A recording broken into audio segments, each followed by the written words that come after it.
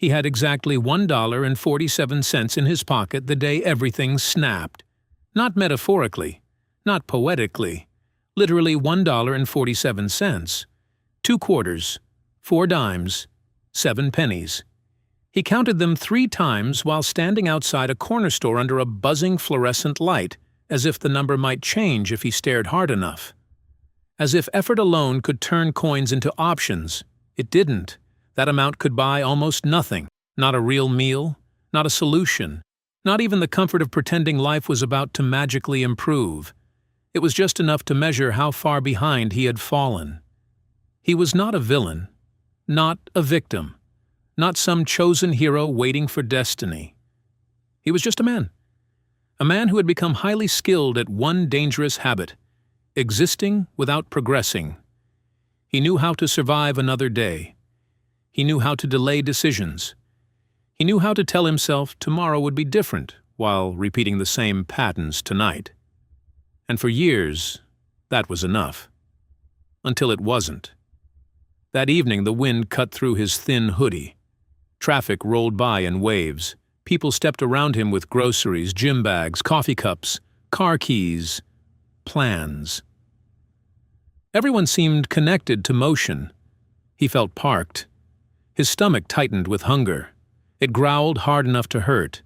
But for the first time in a long time, hunger was not the loudest pain in his body. The loudest pain was realization.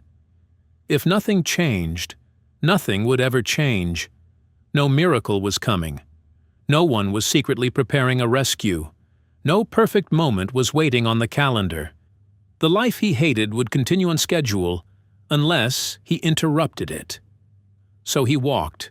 No destination, no headphones, no scrolling, no distractions to numb the noise in his mind, just footsteps on cracked pavement and thoughts he could no longer outrun.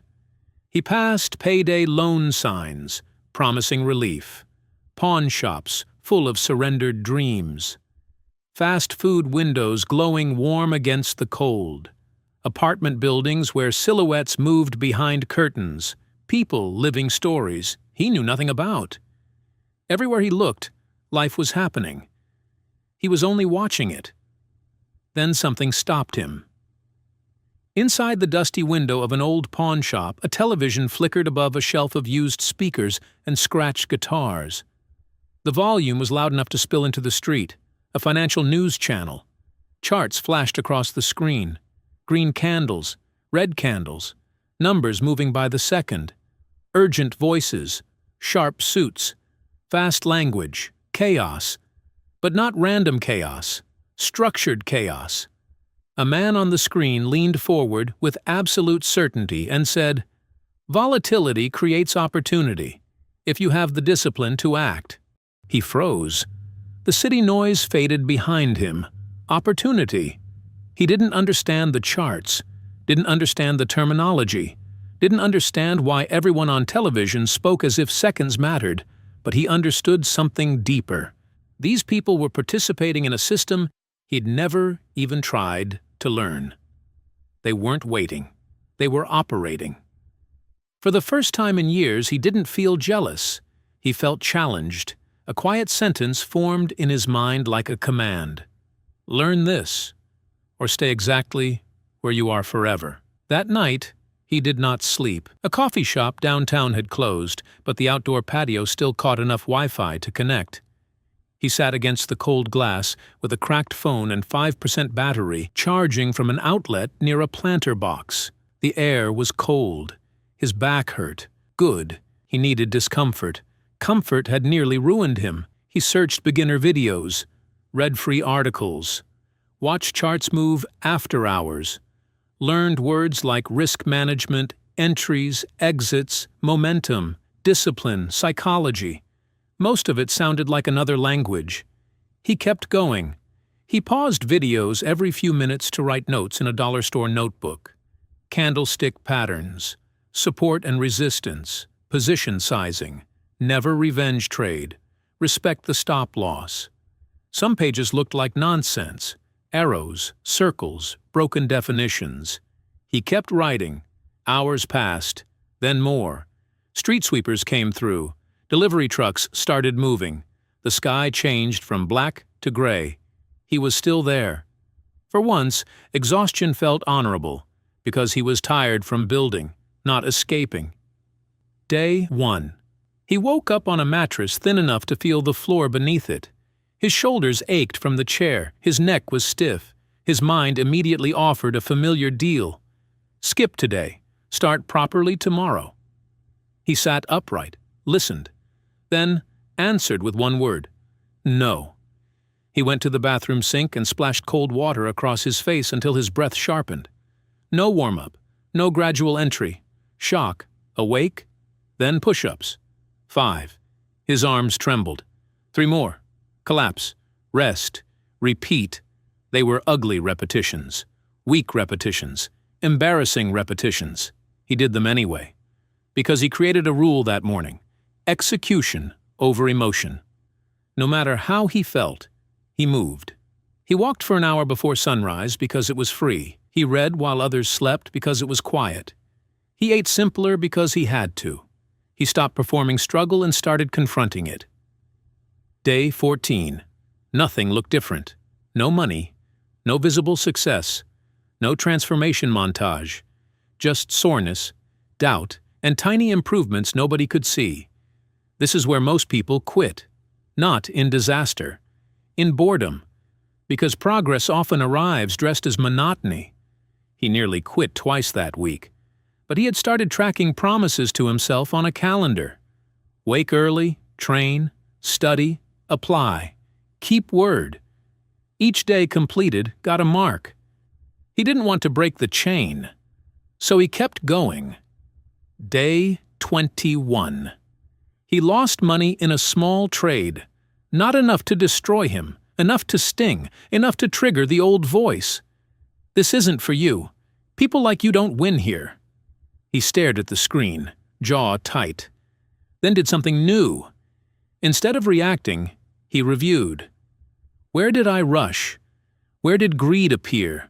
Where did fear interfere? Where did I ignore my plan? He treated mistakes like evidence, not identity.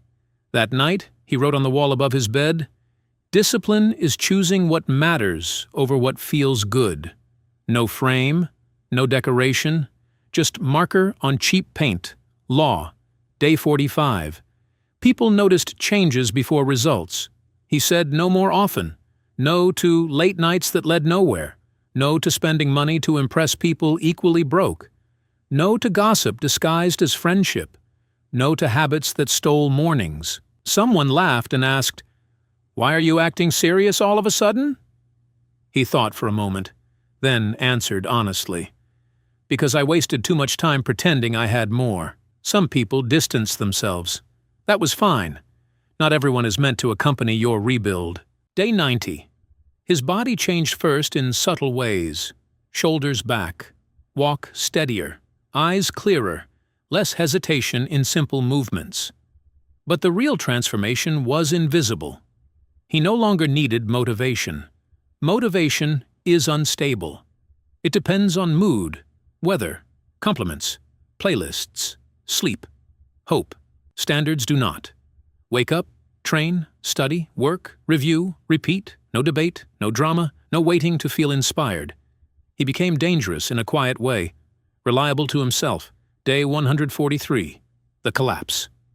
One bad trade turned into another, then another. He tried to make it back quickly. Emotion took the wheel. By midnight, most of his account was gone. The room was silent except for the hum of a cheap fan.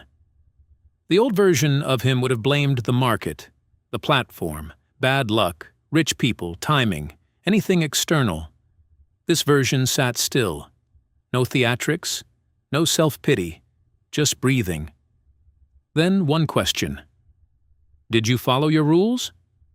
He knew the answer. No. That was enough. Responsibility hurts once. Excuses hurt forever. He stood, walked to the mirror, and looked directly into tired eyes. You do not get to quit. Not because he felt strong. Because quitting would validate every weak version of himself that wanted escape over growth. The next morning he trained harder, ran farther, lifted heavier, studied deeper.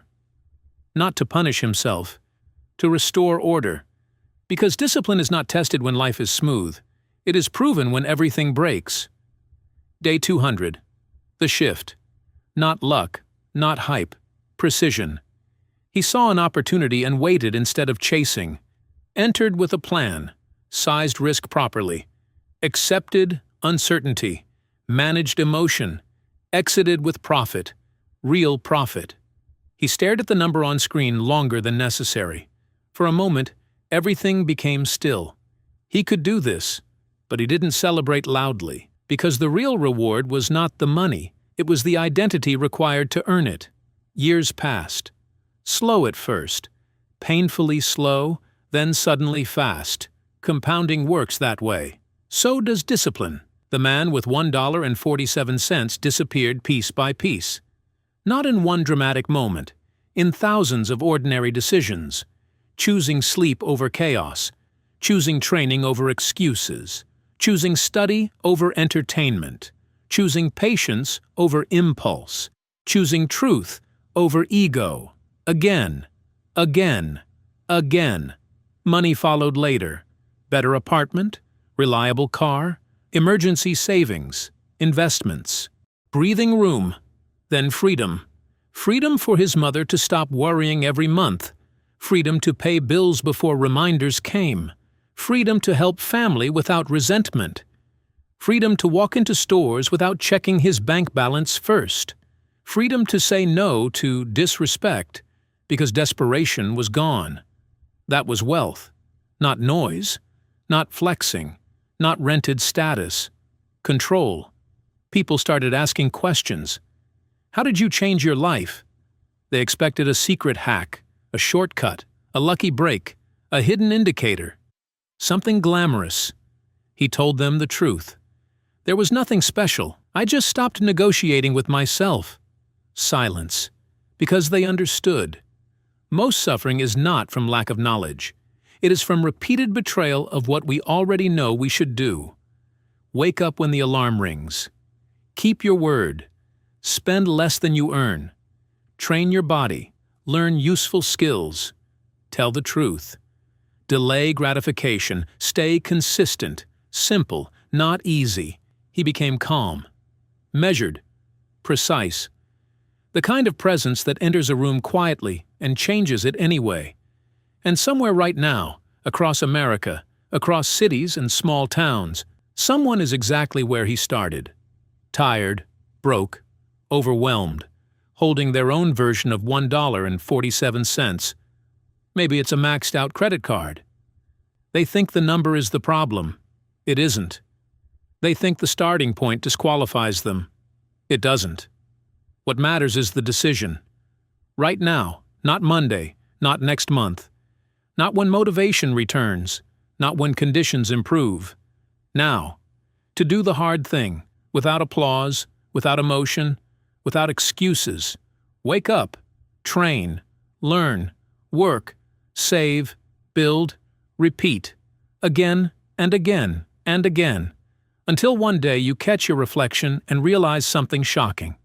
You did not merely improve your circumstances. You rebuilt your character, from the ground up, into someone your old habits would not recognize, not by luck, not by talent, not by chance, by standards, by discipline, by choices repeated long after feelings changed. Every single day. That is how ordinary people become uncommon. That is how lives turn around. That is how $1.47 can become the day everything began.